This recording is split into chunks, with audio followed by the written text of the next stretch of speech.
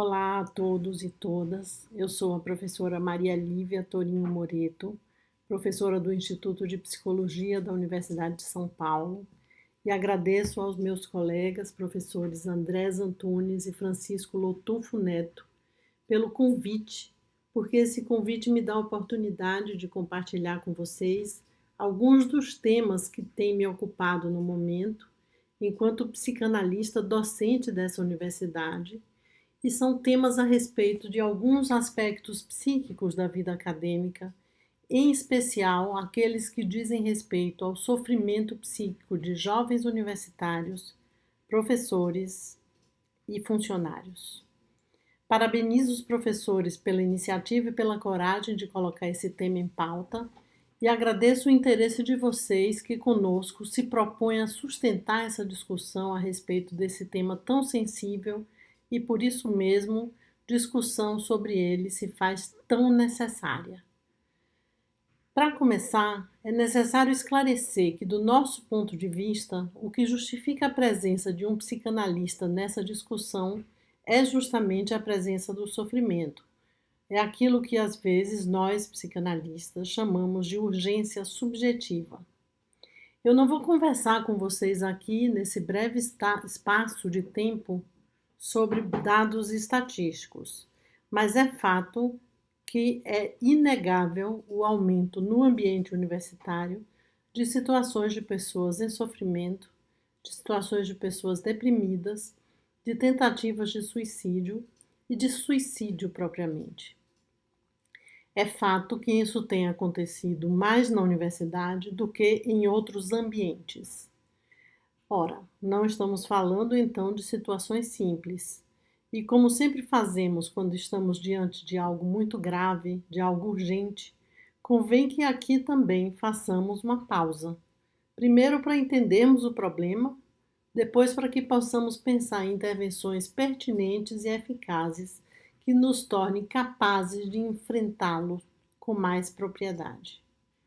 A gente tem a opção de entender o problema como uma epidemia da contemporaneidade, mas a gente tem também a opção de entender o problema como uma espécie de mal-estar, digamos, um mal-estar instalado na vida universitária.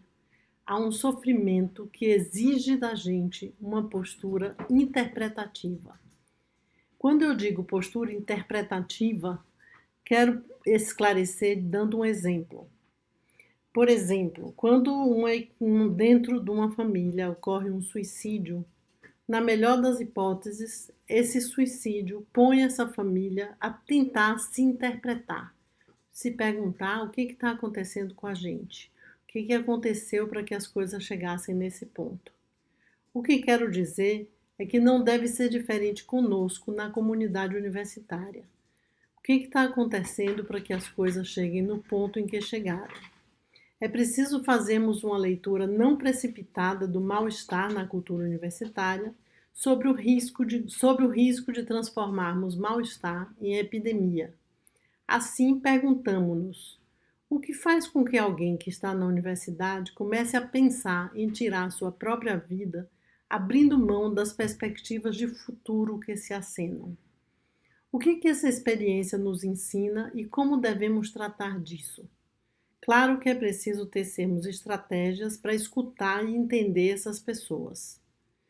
Há, no Laboratório de Pesquisas Psicanálise e Saúde Instituição, ao qual coordeno no Instituto de Psicologia, um pequeno núcleo de estudos e pesquisa composto por pesquisadores psicanalistas que se interessam em torno do tema do sofrimento psíquico na universidade e que oferecem atendimento clínico a jovens.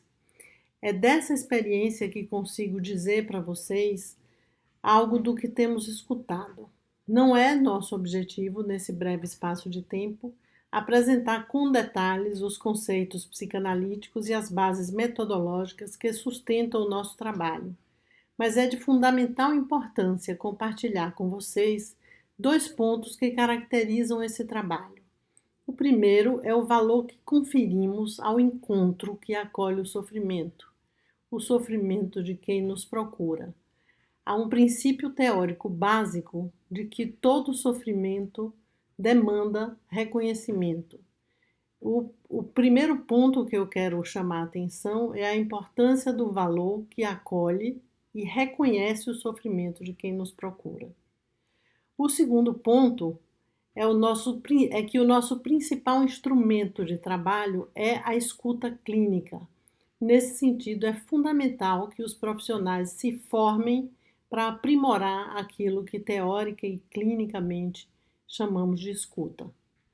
Temos escutado histórias muito tocantes, histórias de pessoas que vêm justamente em busca desse encontro. De modo geral, as questões mais frequentes que têm aparecido estão relacionadas à reflexão desses jovens sobre a própria existência, ou então são questões que realçam as dificuldades de relacionamento, em especial aquelas que levam a separações, o que, aliás, nos coloca diante do desafio clínico e teórico, enquanto psicanalistas, de repensarmos uma certa clínica da separação.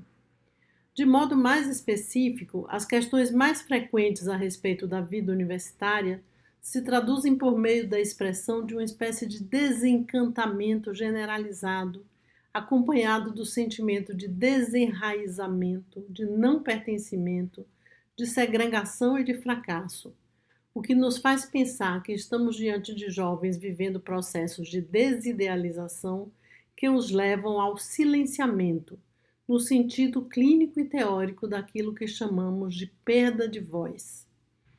É importante que nós, professores, fiquemos atentos também aos jovens que vêm de outros lugares, pois está em jogo nessas situações a questão do território, o que não fica sem consequências para a vida psíquica e relacional. Por fim, gostaria de encerrar lembrando que o sofrimento na vida universitária nunca deve ser considerado de modo unilateral. Temos um desafio pela frente: como abordar o sofrimento de professores, servidores, gestores e de todos nós. A nossa principal recomendação diante desse problema é que as pessoas em sofrimento tomem conhecimento de que a universidade, a exemplo do que acontece no escritório de saúde mental, também oferece espaços constituídos por professores, alunos e pesquisadores dispostos ao encontro que visa não só o tratamento do sofrimento, mas também a promoção do bem-estar na universidade. Eu agradeço muito pela atenção de vocês, me despeço aqui e até uma nova oportunidade. Obrigada.